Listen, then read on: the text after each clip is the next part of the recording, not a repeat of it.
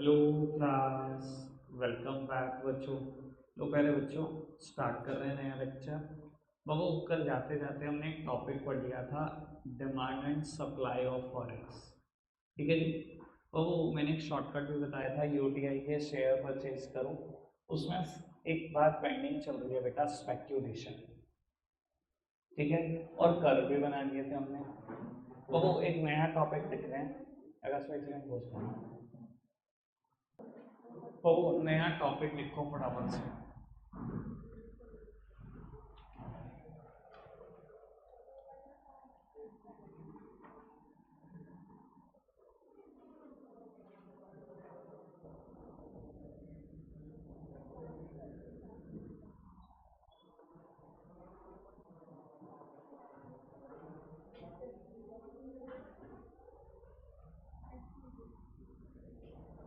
बाबू फटाफट से पहले नया टॉपिक लिखो, जल्दी से स्पीड बढ़ाता है ताकि मैं समझाने पे ध्यान दे सकूं।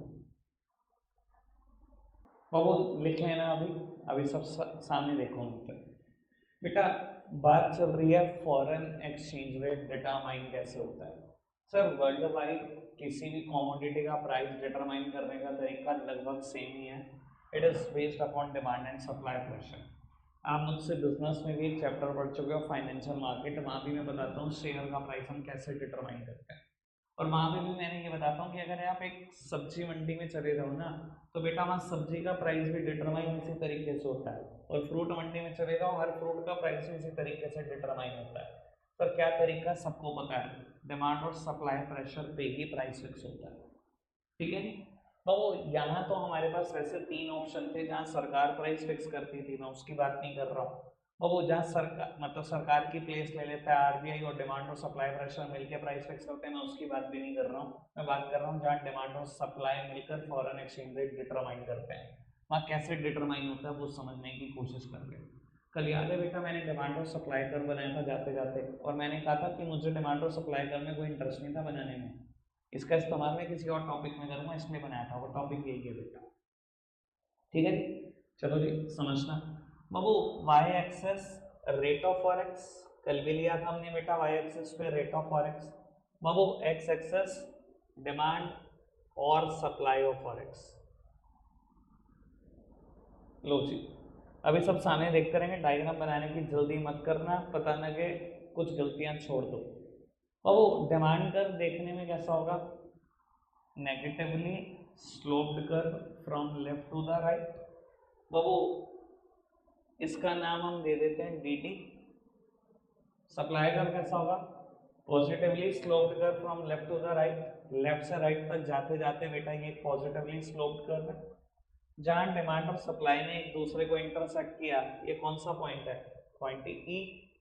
ठीक है जी। परपेंडिकुलर ट्रेस कर दो वाई एक्सिस पे भी एक्स एक्सिस पे भी, आपको ऑप्टिमम क्वांटिटी डिमांडेड सप्लाइड मिल गई और ऑप्टिमम रेट मिल गया। कोई दिक्कत कोई परेशानी तो नहीं, बाकी बातें तो भी बात की है। सर कभी कभी ना इस पूरे चैप्टर से ये एक लौता टॉपिक पेपर में आता है 6 नंबर, और आपको हंसी आ जाएगी भाई साहब अगर टॉपिक के हालात देख लोगे आप कितना खत्म है। मुझे वैसे टॉपिक में थोड़ी सी बात और करनी है, पर मैं आपको बता देता हूँ बिना एक्सप्लेनेशन के ये कर्व बिल्कुल खराब होगा, कोई नंबर नहीं मिलेगा, एक्सप्लेनेशन चाहिए। और मुझे नहीं पता आपने एक्सप्लेनेशन लिखनी 11th क्लास में सीखी थी कि नहीं। कितनी एक्सप्लेनेशन के कितने पॉइंट लिखोगे इसमें आप, इसमें कितने पॉइंट है। सर 5 पॉइंट छुपे हुए हैं। जिसने मेरी वीडियो देखी उसको तो पता ही होगा, तुमने देखी है ना, ऐसे देखी है ना, नहीं देखी। वो इसमें एक्सप्लेनेशन के 5 पॉइंट छुपे हुए हैं, बता देता हूँ कैसे। सर पहले पॉइंट में लिखोगे X axis in the diagram, X axis represent demand और सप्लाई ऑफ फॉरेक्स। ठीक है, यानी कि पहले पॉइंट में हमेशा ये बताना मैंने एक्स एक्सेस पे क्या लिया। वो point number 2, in the diagram Y axis represent rate of forex. 2 point समझ में आ गए। तीसरा point, then we drew the demand curve which is a negatively sloped curve from left to the right, और हमने डिमांड कर्व का नाम क्या दे दिया, D T. Then we drew supply curve SS, which is a positively sloped curve from left to the right. यानी कि यहाँ डी डी की बात कर ली या एस एस की बात कर ली। ठीक है जी। देन बात करोगे आप जहां डिमांड और सप्लाई करने एक दूसरे को इंटरसेक्ट किया, वहां मुझे मिला पॉइंट ई। पॉइंट ई से परपेंडिकुलर ट्रेस करा दोनों एक्सिस पर, एक्स एक्सिस पर और वाई एक्सिस पर, मुझे ऑप्टिमम रेट मिला। जब वाई एक्सिस पे परपेंडिकुलर ट्रेस करा, जब एक्स एक्सिस पे किया तो ऑप्टिमम क्वांटिटी डिमांडेड और सप्लाइड। ये बहुत बचकानी बात कर रहा हूँ मैं आपसे, बहुत सिंपल बात कर रहा हूँ, ठीक है जी। अच्छा, आपको पता है ये एरिया कौन सा है? मतलब मैं गंदा नहीं करना चाहता डायग्राम, ये पूरा एरिया कौन सा है? इस एरिया को क्या बोले? आयुष भाई कुछ कह रहे हैं? हाँ बोलो, गेस करो। वेरी गुड बाबू, ये एरिया है एक्सेस सप्लाई। क्यों सर? अगर मैं यहाँ पर कोई भी रेट लूँ, आपको दिखाई दे रहा है डिमांड बहुत ही कम है, जबकि उसके कंपैरिजन में सप्लाई बहुत ही ज़्यादा है। तो मैं दिखा देता हूँ। अगर मान लो रेट बढ़ गया, आर से R1 हो गया, तो दिखाई दे रहा है बेटा डिमांड Q से Q1 हो जाएगी, जबकि बेटा सप्लाई वो सप्लाई Q से Q2 हो जाएगी। सर ये जो एरिया है ना, डिमांड बहुत कम है इस पूरे एरिया में और सप्लाई बहुत ज़्यादा है। इस एरिया को बोलेंगे एक्सेस सप्लाई। कोई दिक्कत कोई परेशानी तो नहीं? कोई दिक्कत कोई परेशानी तो नहीं? और आप खुद समझो बेटा, रेट बढ़ने में एक्चुअली में ऐसा ही तो होगा। मान लो आपके अगर US डॉलर बढ़े हुए हैं थोड़े से, 80 रुपए का रेट चल रहा था, आज रेट 83 हो गया, आप क्या कहोगे? फटाफट बेच यार, कुछ तो कमा ले। नहीं करोगे ना, सप्लाई बढ़ाओगे ना, और डिमांड करने वाले वो रुक जाएंगे, यार अभी नहीं खरीदते, 80 आने थे, खरीद लेंगे खरीद लेंगे। यही तो होगा एक्चुअल में। रेट बढ़ेगा, डिमांड कम हो जाएगी, सप्लाई बढ़ेगी, वही तो हो रहा है डायग्राम के हिसाब से भी, ठीक है। 6th पॉइंट यही है, when rate increases from OR to OR1, quantity demanded reduced from OQ to OQ1, quantity supplied increased from OQ to OQ2। ठीक है जी, कोई दिक्कत कोई परेशानी तो नहीं? ठीक है करणवाल साहब, समझ में आ रही है ना सारी बात? ठीक है ना आयुष बाबू? और 7th पॉइंट बाबू, अगर रेट गिर जाए तो क्या होता है? बाबू रेट गिर गया, R से R2 आ गया, सर इस बार क्वांटिटी सप्लाइड गिर जाएगी, OQ से क्या हो जाएगी? OQ1 हो जाएगी। सप्लाई कर्व है, सप्लाई कर्व इंटरसेक्शन दिया, और बेटा डिमांड बाबू इस बार डिमांड बढ़ जाएगी, डिमांड पहले OQ थी, OQ2 हो जाएगी बेटा। दिखाई दे रहा है पूरा डायग्राम आपको? एक मिनट के लिए मेरी तरफ देखते रहना। सर ये एरिया पूरा एक्सेस सप्लाई का था, ये एरिया एक्सेस डिमांड का है। कोई भी रेट होगा यहाँ सप्लाई कम होगी, हमेशा डिमांड ज़्यादा होगी, ठीक है ना जी। सर एक्सेस सप्लाई पूरी कोशिश करती है कि रेट दोबारा OR आ जाए। देखो आप समझने की कोशिश करो, रटने की नहीं। एक्सप्लेनेशन तो खत्म हो गई कि रेट बढ़ा, R से R1 हो गया तो क्या फर्क पड़ेगा, R से R2 हो गया, 7 पॉइंट में लिखोगे क्या फर्क पड़ेगा। रेट बढ़ने में क्या फर्क पड़ा, 6 पॉइंट, रेट गिरने में क्या फर्क पड़ा, क्वांटिटी डिमांडेड सप्लाइड पर, ये 7 पॉइंट। एक्सप्लेनेशन खत्म हो गई। अब समझने वाली बात जो है वो समझो। एक्सेस सप्लाई पूरी कोशिश करती है कि रेट दोबारा OR आ जाए। पता है आपको? आप सोच नहीं पा रहे होंगे, मैं सोचवाता हूँ। रेट पहले 80 चल रहा है, ठीक है, डॉलर का, फिर 80 हो गया, फिर 80 पर लोगों ने सप्लाई बढ़ा दी, डिमांड कम कर रहे हैं लोग, सप्लाई बढ़ी जा रही है, रेट गिरेगा। वो एक्सेस सप्लाई पूरी कोशिश करती है कि रेट दोबारा 80 आ जाए। जब सप्लाई ज़्यादा सप्लाई है ना, मानते हो ना ये बात, तो एक्सेस सप्लाई है, तो अब वो रेट गिरेगा क्या? नहीं गिरेगा, गिरेगा ना, पक्का मानते हो ना। वो रेट को शिफ्ट करने की पूरी कोशिश करेगी, और अगर रेट पहले से गिर गया, मतलब 80 था 78 हो गया, तो एक्सेस डिमांड पूरी कोशिश करेगी दोबारा 0 आ रही है। पता क्यों? सर अगर रेट 78 हो गया, 78 हो गया, आकाश भाई क्लोज करो आज तो बाबू, अगर रेट गिरा है, R से R2 हुआ है, रेट 80 चल रहा था, 78 हो गया, सर जैसे ही कम हुआ लोगों ने कहा भैया अभी खरीद लो, 80 चल रहा था, 78 हो गया, अब जो मौका मिल रहा है खरीद लो। लोगों ने डिमांड करनी शुरू कर दी, बेचने वाला बेचे ना, जिसने 80 पे खरीद रखा हो डॉलर वो भी बेचे, वो कहेगा दोबारा दोबारा आने दो, 80 बढ़ेगा तो बेचेंगे। सप्लाई कर नहीं रहे लोग, खरीदने वाले बहुत बैठे, डिमांड करी जा रहे। और जब आप डिमांड करोगे, एक्सेस डिमांड की सिचुएशन क्रिएट हो रही है, डिमांड डिमांड हो रही है, सप्लाई करने वाला कोई है नहीं। जब डिमांड होगी तब वो रेट बढ़ना शुरू होगा, वो 78 को पूरी कोशिश की जाएगी कि वो 80 पे दोबारा शिफ्ट हो जाए। क्लियर हुआ बात? पक्का से। अभी एक्सप्लेनेशन नहीं लिखनी, अगर रफ में चाहते हो तो बेटा ये शॉर्टकट में लिख लो बात, ठीक है जी। पूरी एक्सप्लेनेशन लिख कर लाना, डायग्राम बनाकर पैक करो। एक चीज और, अगर स्केल से बनाते हो ना तो बाबू ये पॉइंट है ना और ये पॉइंट बिल्कुल सेम लाइन में आएंगे, बिल्कुल सेम लाइन में आएंगे, जैसे मेरे आ रखे हैं, ठीक है, तरीके से बनाओगे तो। चलो लोग उत्तर सामने देखते हैं सब। सर अब ना 4 टॉपिक लगातार ऐसे हैं कि आपने ना 11th क्लास में ही पढ़े होंगे, ठीक है, जिसका सिर्फ डायग्राम से लेना देना है और कुछ खास लेना देना नहीं है। उन 4 टॉपिक की बात करते हैं। सबसे पहले मैं बता देता हूँ, वो टॉपिक है इम्पैक्ट ऑफ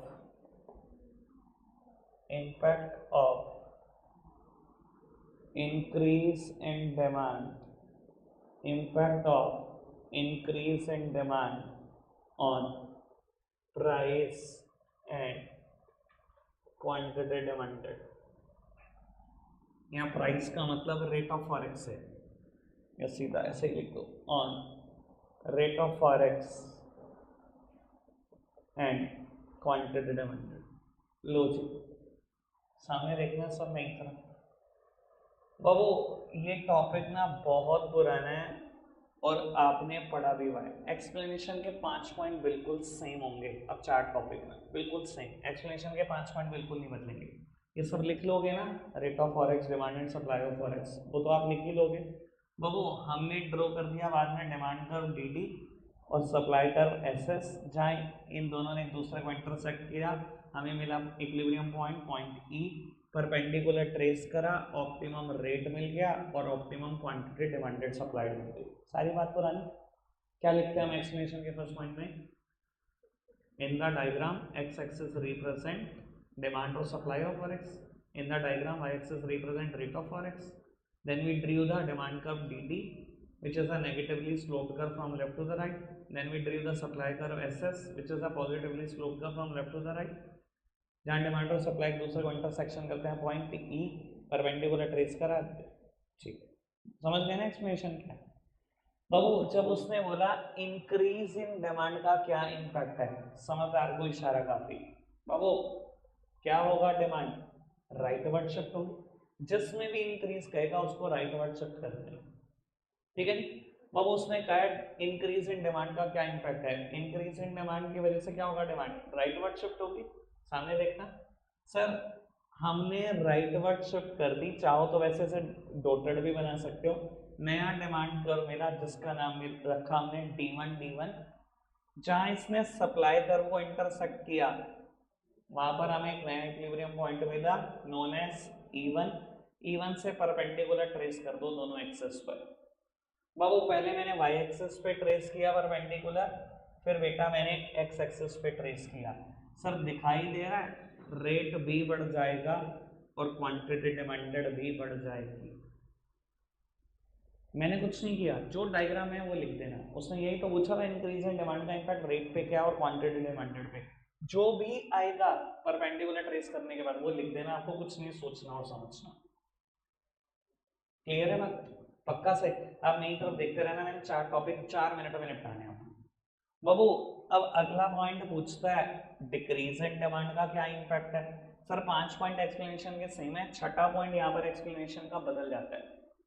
जब उसने कहा इंक्रीज इन डिमांड, तो अब due to increase in demand we drew a new demand curve D1 which intersect the supply curve to a new point known as E1 से परपेंडिकुलर ट्रेस करा y axis पे भी x axis पे भी, हमें पता लगा रेट भी बढ़ रहा है और क्वांटिटी डिमांडेड भी बढ़ रही है। चाहे 2 पॉइंट में लिख देना एक्सप्लेनेशन, चाहे 1 पॉइंट में, 5 पॉइंट तो सही है। बाबू आगे बढ़ाएं बात को, ठीक है। अब पूछ रहा है डिक्रीज इन डिमांड का क्या इम्पैक्ट है। मैं टॉपिक नहीं लिख रहा, बहुत समय खराब होगा, आपको ही पता है टॉपिक। आप डिक्रीज इन डिमांड का इम्पैक्ट क्या वो बता रहे, इधर देखना। डिमांड कर्व ड्रॉ किया DD, सप्लाई कर्व SS, जहाँ इंटरसेक्शन हुआ पॉइंट मिला E, परपेंडिकुलर ट्रेस करा, optimum rate, optimum quantity demanded. Sir उसने अब क्या कहा, डिक्रीज इन डिमांड का क्या इम्पैक्ट है। जब उसने खुद बोल दिया डिक्रीज इन डिमांड है, कहाँ शिफ्ट करूं, लेफ्टवर्ड शिफ्ट कर दूं। सर करो लेफ्टवर्ड शिफ्ट। सर मैंने जब लेफ्टवर्ड शिफ्ट किया मुझे नया डिमांड कर्व मिला नोन एज D1 जहां इसने सप्लाई कर्व को इंटरसेक्ट किया वहां नया इक्विलिब्रियम पॉइंट मिला known as E1, perpendicular trace कर दो दोनों एक्सिस पर, खुद आपको पता लग जाएगा। रेट रिड्यूस हो गया from R to R1, quantity demanded भी रिड्यूस हो गई फ्रॉम Q टू Q1। मैं कुछ नहीं कर रहा, सोच नहीं रहा हूं मैं, ये तो सब डायग्राम बता रहा है मुझे। ठीक है जी। अब वो तीसरा पूछता है इंक्रीज इन सप्लाई का क्या इम्पैक्ट पड़ा।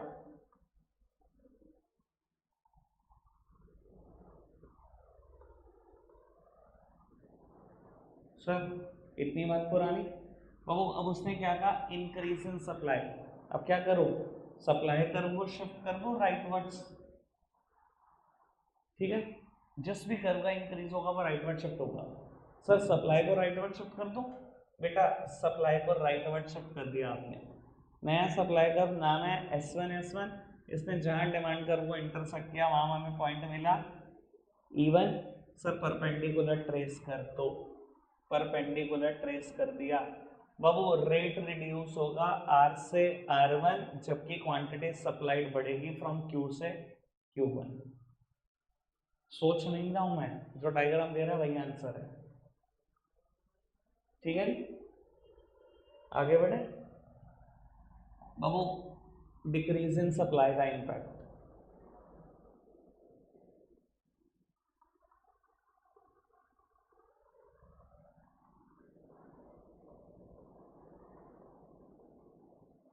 बाबू डिक्रीज इन सप्लाई मतलब सप्लाई को कहां शिफ्ट करूं, लेफ्टवर्ड्स कर दिया जी शिफ्ट। अभी तक कोई दिक्कत तो नहीं। सर जहां इसने नए डिमांड को इंटरसेक्ट किया वहां मुझे एक नया इक्विलिब्रियम पॉइंट मिला E1, परपेंडिकुलर ट्रेस करो। रेट बढ़ रहा है, क्वांटिटी सप्लाइड गिर रही है। ऑल ओके, कोई दिक्कत तो नहीं। वो चारों तो नोट डाउन ना करना, एक आधा कर लो बाकी घर पे कर लेना। ठीक है जी। बस यहाँ पर मेरे को एक और चीज की चर्चा करनी है, अगर आप समझदार हो तो पता लग जाएगा कितना पढ़ाई 11th क्लास में। इधर देखना सर, डिमांड बढ़ी, इधर देखो प्लीज, डिमांड बढ़ी और रेट भी बढ़ गया। यार हमने तो 11th क्लास में ऐसा नहीं पढ़ा, other thing remain constant, price of a commodity is inversely related with the quantity demanded of the same commodity.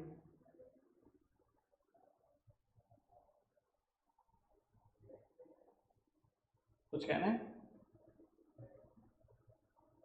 सही है ये डायग्राम के हिसाब से सही है, वैसे सही है रियल लाइफ में सही है, बस तुम्हें नहीं पता। इधर देखना नहीं करो, आपने कभी 11th क्लास में ऐसा सुना था कि ये जो रिलेशनशिप लॉ ऑफ डिमांड बताता है it is only one sided, ऐसा फीचर पड़ा है लॉ ऑफ डिमांड का? सर वहां लिखा हुआ था प्राइस और क्वांटिटी डिमांडेड में इनवर्स रिलेशनशिप है, ये कहीं नहीं लिखा हुआ कि क्वांटिटी डिमांडेड और प्राइस में इनवर्स रिलेशनशिप है। प्राइस और क्वांटिटी डिमांडेड में इनवर्स रिलेशनशिप है, प्राइस बढ़ता है क्वांटिटी डिमांडेड गिर जाती है, प्राइस गिरता है तो क्वांटिटी डिमांडेड बढ़ जाती है। ये कहीं नहीं लिखा हुआ क्वांटिटी डिमांडेड बढ़ेगी तो प्राइस पे क्या इम्पैक्ट होगा, ये पता है आपको? बच्चे तो इंटरचेंजेबली यूज करते रहते हैं वर्ड को। हम 11th क्लास में स्पेशली बोलता हूँ बच्चों को कि ये मत करा ना, other thing remaining constant the quantity demanded of a commodity is inversely related with price. Word लिखा हुआ है price of a commodity is inversely related with quantity demanded. Sir actual बात ये है कि प्राइस और क्वांटिटी डिमांडेड में inverse relationship है, क्वांटिटी डिमांडेड और प्राइस में इनवर्स रिलेशनशिप नहीं होता, और ये मैं प्रूव भी कर रहा हूँ आपको। सर अगर कभी भी डिमांड बढ़ती है ऑब्वियस सी बात है रेट बढ़ेगा। एक स्टॉल है, छोड़ो क्रेटा कार है, डिमांड पागलों की तरह लोग करे जा रहे हैं, 16 लाख की आई थी, उन्होंने फटाफट से बढ़ा के 17 कर दी, और मैंने फटाफट से बढ़ा के 18 कर दी। आप बढ़ाओ, डिमांड रेट हमेशा बढ़ता है। प्राइस और क्वांटिटी डिमांडेड में इनवर्स रिलेशनशिप है, क्वांटिटी डिमांडेड और प्राइस में नहीं। उनमें तो मेरे हिसाब से सोचोगे तो डायरेक्टली रिलेशनशिप है। भला हो तुम्हारी 11th का बिना कुछ ना पढ़ते। पढ़ो जी। अब वो एक ही लिखना, बाकी 3 की जगह छोड़ दो, वो घर से बनाना। और एक्सप्लेनेशन के 6 पॉइंट यहाँ मुझे चाहिए। ठीक है जी, 5 आपको पता ही है, 6 मैंने बता दिया। करो बाबू, एक नया टॉपिक स्टार्ट कर रहे हैं, एक बिल्कुल नया टॉपिक स्टार्ट कर रहे हैं बाबू। टॉपिक का नाम है फॉरेन एक्सचेंज मार्केट। और अब मैं बेटा इस चैप्टर के ना बिल्कुल लास्ट फाइनल टॉपिक पर आ चुका हूँ। ये बिल्कुल लास्ट टॉपिक है, फाइनल टॉपिक है बेटा। ठीक है जी, इससे बेटा खत्म हो जाएगा हमारा चैप्टर। पर वो आज नहीं हो सकता, काफ़ी टाइम लगने वाला है इसमें, पौने घंटे का ऑलमोस्ट। तो नेक्स्ट लेक्चर में खत्म होगा। ठीक है जी। उसके बाद नेक्स्ट वीक में ही, मतलब जो कमिंग वीक है हमारा, मतलब परसों मंडे को ख़त्म होगा ये। 5 दिन और है, एक दिन मैं सुनूंगा इस पूरे चैप्टर को, शायद ट्यूसडे होगा सुनूंगा। 4 दिन लगाऊंगा और अगला चैप्टर भी ख़त्म कर देंगे इसका। वैसे तो वो 4 दिन का है ही, हो सकता है 2 ही लेक्चर में ख़त्म हो जाए। ठीक है जी, मतलब वो वाला चैप्टर भी सुना जाएगा नेक्स्ट वीक में, पूरी यूनिट भी खत्म हो जाएगी और सुना भी जाएगा सब कुछ। फिर मेरे पे एक यूनिट बचती है मनी एंड बैंकिंग, जिसमें से मनी वाला पोर्शन मैं समर वेकेशन से पहले ही करा दूंगा आपको, मैंने बताया हुआ है, वो मैं दोबारा भी बता दूंगा अभी आपको।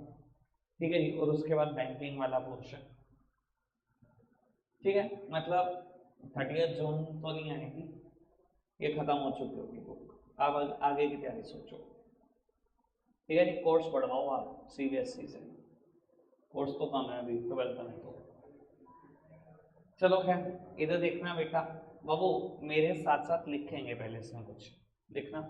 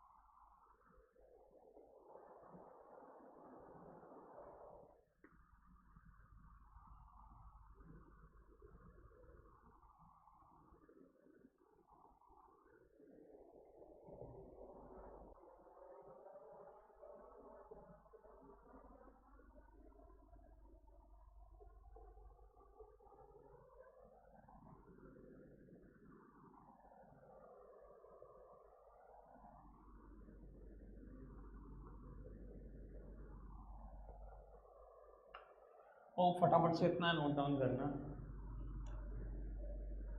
लोग उत्तर सामने देखना। सर टॉपिक का नाम है फॉरेन एक्सचेंज मार्केट, इधर देखना। सर जब मैं ये वर्ड बोलता हूँ मार्केट, आपके दिमाग में क्या आता है, पहले मुझे थोड़ा सा ये आइडिया दे दो ताकि मैं क्लियर करूँ। देखो, ज़्यादातर बच्चों को जब ये वर्ड मार्केट सुनते हैं ना, उनके दिमाग में पता क्या आता है, कोई 4 दीवारी है, यहाँ सामान बिक रहा है, ऐसे ही आता है। तो वो मार्केट का मतलब जरूरी नहीं है कोई फिजिकल लोकेशन हो। अगर मैं कहूँ ई कॉमर्स मार्केट, तो ई कॉमर्स मार्केट कोई फिजिकल लोकेशन है? अमेजोन, फ्लिपकार्ट से सामान खरीदना बेचना फिजिकल लोकेशन? क्या बात कर रहे हो? वो मार्केट से तो मैं जो समझाना चाहता हूँ वो समझो। मार्केट का मतलब ना बेटा जरूरी नहीं है कोई फिजिकल लोकेशन।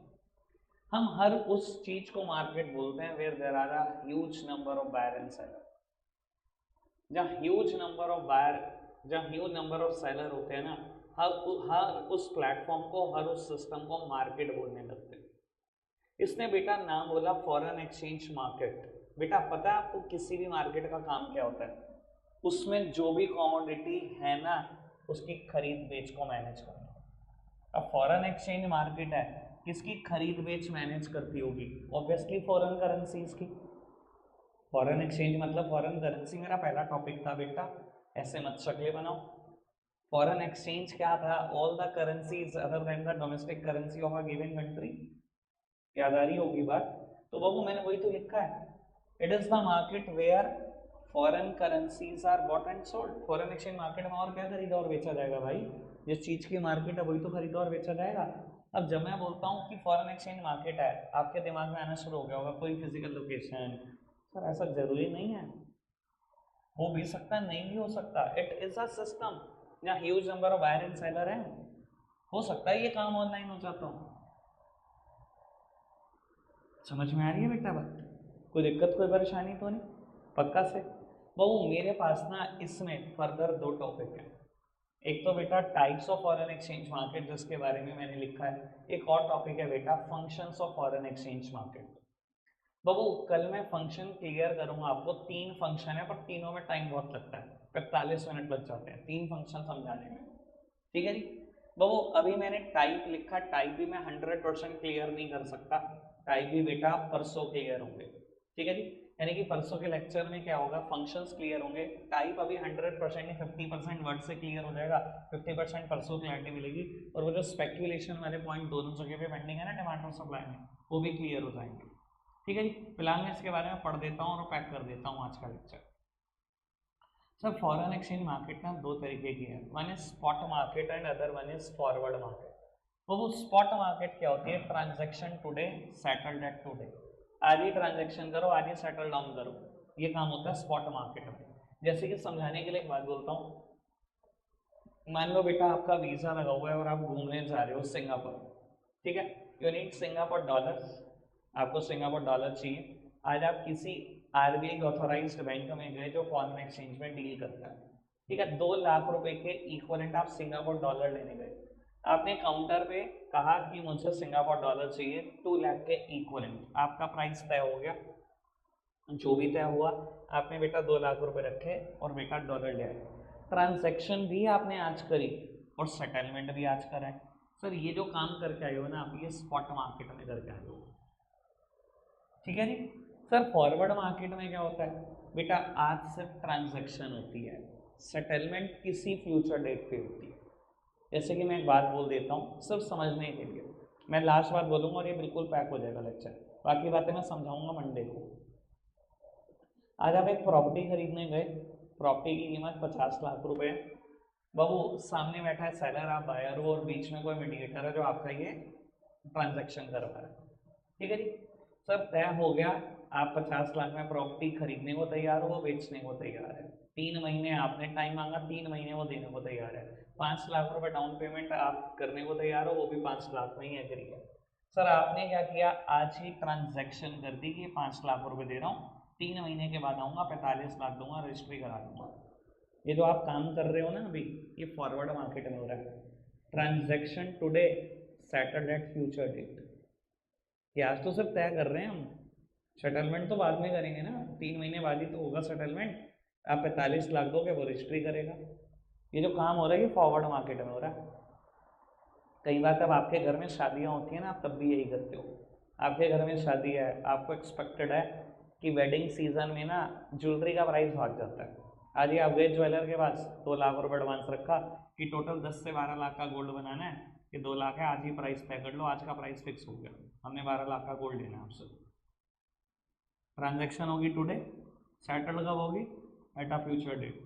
अब धीरे धीरे आप जाओगे, कभी महीने बाद, 2 महीने बाद 2 डिज़ाइन पसंद करे रिंग्स के, कभी कड़े पसंद करे, चलो जी जो भी पसंद करा देते रहोगे, रेट वही है जिस दिन एडवांस दिया है। ऐसे ही होता है मेरा क्या, ये जो ट्रांजैक्शन हुई है फॉरवर्ड मार्केट में हुई बेटा, क्लियर बात? बाकी चर्चाएं ऑन मंडे। रखते हैं, आज के लिए इतना ही है, बाय बाय।